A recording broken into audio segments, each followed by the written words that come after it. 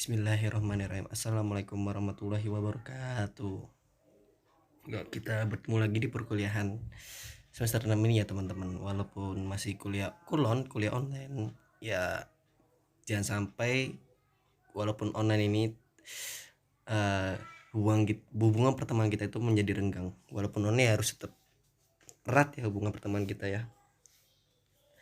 Nah, sini kami dari kelompok 7 ingin mempresentasikan materi akuntansi keuangan sektor publik, budget sektor accounting, dan budgetary accounting, memahami akuntansi anggaran dalam akuntansi sektor publik. Nah, sebelum kita mulai presentasi, di sini kita sebagai perkenalan dulu kan. Tak kenal maka tak sayang. Kalau tak kenal alif berarti kudet. Nah, kelompok 7 itu beranggotakan yang pertama saya sendiri Alif Noval Effendi, keduanya Dwi Lestari, ketiga Sri Utami, keempat Anggit Risa Putro, dan yang terakhir Istiqomah Khairi Putri. Nah, langsung saja ke materi.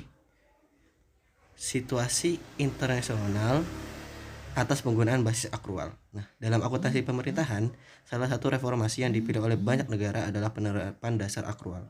Reformasi ini merupakan langkah pertama menuju adopsi dasar akrual dalam anggaran. Saat ini, sebagian besar negara masih menerapkan dasar akuntansi. Dasar kas. Maaf, tipe sedikit nggak apa-apa lah. Dasar kas masih digunakan pada sistem akuntansi oleh banyak negara.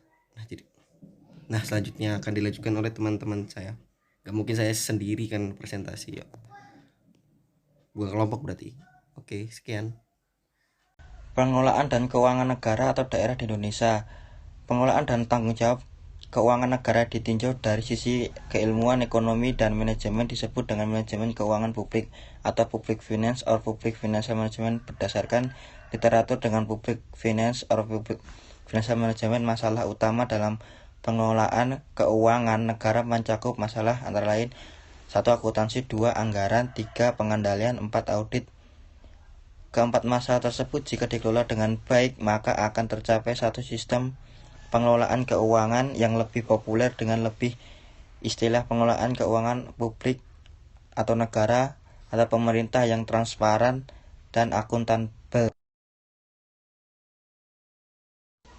Yang selanjutnya adalah anggaran sektor publik. Menurut Verman 2003 dalam Nordiawan 2006, anggaran adalah sebuah proses yang dilakukan oleh organisasi sektor publik untuk mengalokasikan sumber daya yang dimilikinya ke dalam kebutuhan-kebutuhan yang tidak terbatas. Dalam pengertian lain, anggaran dapat dikatakan sebagai sebuah rencana finansial yang menyatakan a. rencana-rencana organisasi untuk melayani masyarakat atau aktivitas lain yang dapat mengembangkan kapasitas organisasi dalam pelayanan. B. Estimasi besarnya biaya yang harus dikeluarkan dalam merealisasikan rencana tersebut. C. Perkiraan sumber-sumber mana saja yang akan menghasilkan pemasukan serta seberapa besar pemasukan. Mengingat begitu pentingnya peranan dan fungsi anggaran, maka diperlukan prinsip-prinsip yang akan menjadi pedoman bagi organisasi publik atau pemerintahan dalam penyusunan beberapa prinsip tersebut antara lain 1. Otoritas oleh legislatif, 2. Komprehensif atau menyeluruh, 3. Keutuhan artinya semua penerima dan pengeluaran tercakup dalam satu dana umum, 4. Mandatory apropriasi atau jumlah yang disetujui legislatif harus termanfaatkan secara ekonomis. Selanjutnya periodik, lalu akurat, jelas, dan transparan.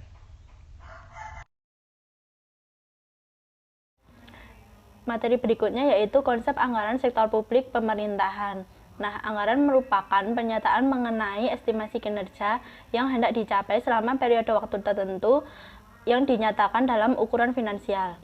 Nah, penganggaran adalah proses atau metode mempersiapkan anggaran. Di sini ada beberapa aspek yang tercakup dalam anggaran sektor publik, meliputi 1. Aspek perencanaan, 2. Aspek pengendalian, 3. Aspek akuntabilitas publik. Nah, aspek perencanaan itu adalah alat perencanaan untuk mencapai tujuan. Di sini tujuannya tersebut ialah merumuskan tujuan serta sasaran kebijakan agar sesuai dengan visi dan misi yang ditetapkan.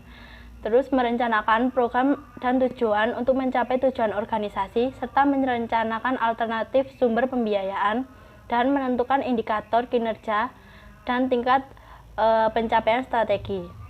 Yang kedua, aspek pengendalian. Nah, pengendalian anggaran publik dapat dilakukan melalui 4 cara, yaitu 1. Membandingkan kinerja yang dianggarkan. 2. Menghitung selisih anggaran. 3. Merumuskan penyebab yang dapat dikendalikan dan yang tidak dapat dikendalikan atas suatu varian. Yang keempat, merevisi biaya atau target anggaran untuk tahun berikutnya. Nah, yang ketiga, aspek akuntabilitas publik. Aspek akuntabilitas publik digunakan sebagai alat kebijakan fiskal pemerintah untuk menstabilkan ekonomi dan mendorong pertumbuhan ekonomi. Menurut Mardia, semua anggaran sektor publik itu penting karena ada beberapa alasan. Yang pertama, alasannya adalah anggaran merupakan alat pemerintahan untuk mengarahkan pembangunan sosial ekonomi, menjamin kesinambungan, dan meningkatkan kualitas hidup. Yang kedua, anggaran diperlukan karena adanya kebutuhan dan keinginan masyarakat yang tidak terbatas dan terus berkembang, sedangkan sumber daya yang ada terbatas. Yang terakhir, anggaran diperlukan untuk meyakinkan bahwa pemerintah telah bertanggung jawab kepada rakyat. Selanjutnya yaitu akuntansi anggaran sebagai bagian dari akuntansi sektor publik. Nah, menurut Mardiasmo dan Ritonga, akuntansi anggaran mencatat dan menyajikan akun realisasi kegiatan dalam format yang sama dan sejajar dengan anggaran. Nah, tujuan teknik ini adalah untuk menekankan anggaran dalam siklus perencanaan, pengendalian, dan akuntabilitas. Nah, anggaran merupakan objek dari akuntansi sektor publik, sehingga akuntansi sektor publik dan tentu perkembangan akuntansi anggaran tidak bisa lepas dari perkembangan konsep dan aplikasi penganggaran yang dianut dari suatu negara atau pemerintahan. Selanjutnya, kerangka konseptual untuk akuntansi sektor publik. Arti pentingnya guna pengembangan akuntansi sektor publik. Kerangka konseptual sebagai acuan pengembangan akuntansi sektor publik. Kerangka konseptual menjadi pijakan untuk menentukan berkualitas atau tidaknya suatu laporan keuangan. Untuk menilai kualitas dari laporan keuangan, maka laporan keuangan harus memenuhi karakteristik kualitatif seperti yang sudah disebutkan dalam kerangka konseptual, yaitu relevan, andal, dapat dibandingkan, dan dapat dipahami. Dari berbagai pandangan yang telah dipaparkan beberapa peneliti, maka ada beberapa hal yang dapat disimpulkan terkait kerangka konseptual. Antara lain, kerangka konseptual akuntansi sektor publik perlu dibuat secara khusus mengingat adanya perbedaan karakteristik antara sektor publik dan sektor bisnis. Kerangka konseptual perlu mengembangkan masalah pengukuran. Pergeseran menuju akuntansi akrual masih menjadi perdebatan dalam literatur akuntansi sektor publik. Kerangka konseptual dibuat bukan semata-mata sebagai acuan dalam menyusun standar akuntansi, tetapi juga mengakomodasi kebutuhan dan pengendalian dalam mewujudkan transparansi dan akuntabilitas pada laporan keuangan. Perjalanan reformasi akuntansi keuangan pemerintah di Indonesia. Dalam konteks akuntansi pemerintah daerah, Ritonga tahun 2010 membaginya menjadi 4 tahap. Tahap pertama, periode tahun 1974 sampai dengan tahun 1999. Pada masa ini, belum ada undang-undang yang mengatur spesifik tentang akuntansi pemerintahan. Semua pengelolaan keuangan negara, termasuk akuntansi pemerintahannya, diatur menggunakan aturan perundang-undangan yang merupakan warisan dari Belanda. Tahap kedua, periode reformasi awal antara tahun 2000 sampai dengan tahun 2005. Pada periode ini merupakan masa reformasi dengan ditandai jatuhnya rezim Orde Baru yang telah berkuasa selama 32 tahun. Gerakan reformasi ini tidak hanya sekedar menghasilkan pergantian kekuasaan, melainkan juga diikuti gerakan reformasi di segala bidang, termasuk reformasi di bidang pengelolaan keuangan negara. Oleh karena itu, masa ini disebut juga masa reformasi tahap 1. Tahap ketiga, periode reformasi lanjutan antara tahun 2005 sampai dengan tahun 2010. Pada periode ini merupakan kelanjutan dari periode sebelumnya, yaitu melanjutkan reformasi pengelolaan keuangan negara atau daerah. Tahap keempat, periode penerapan akuntansi pemerintahan berbasis akrual antara tahun 2010 sampai dengan sekarang. Periode ini merupakan lanjutan dari bagian reformasi keuangan negara atau daerah, terutama dalam hal akuntansi pemerintahan. Basis kas versus basis akrual dalam konsep dan implementasi dalam akuntansi anggaran.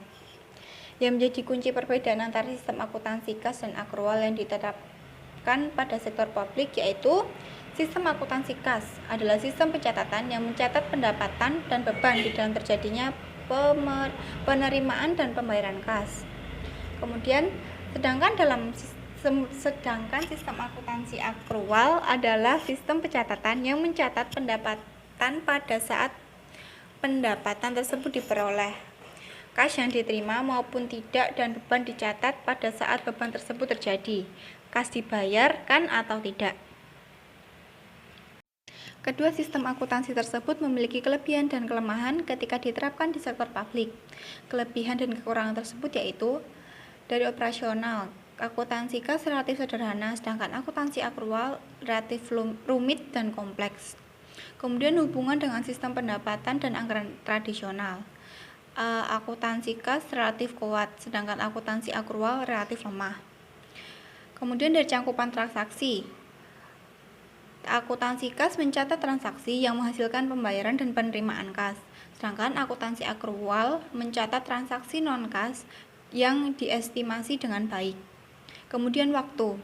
Akuntansi kas mencatat hanya transaksi yang terjadi pada periode akuntansi yang relevan, sedangkan akuntansi akrual mencatat pengaruh estimasi di masa mendatang dari transaksi saat ini dan perubahan kebijakan.